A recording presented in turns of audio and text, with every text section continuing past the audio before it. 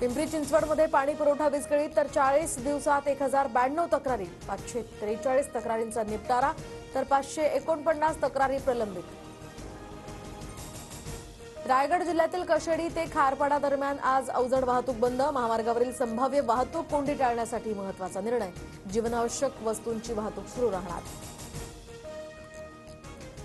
पश्चिम रेल्वेवर आज कोणताही ब्लॉक नाही। बाहेरगावी गेलेल्यांचा परतीचा प्रवास सुरू होण्याची शक्यता असल्यामुळे निर्णय, मात्र मध्य रेल्वेवर दिवसकालीन ब्लॉक।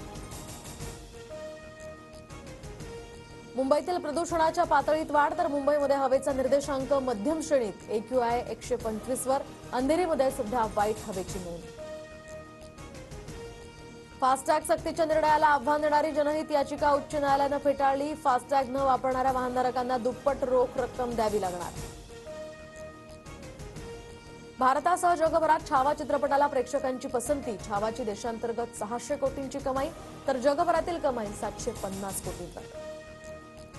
64 माओवाद्यांचं तेलंगणा पोलिसांसमोर आत्मसमर्पण। आत्मसमर्पण करणाऱ्या माओवाद्यांना तेलंगणा सरकारकडून प्रत्येकी 25,000 रुपयांची मदत।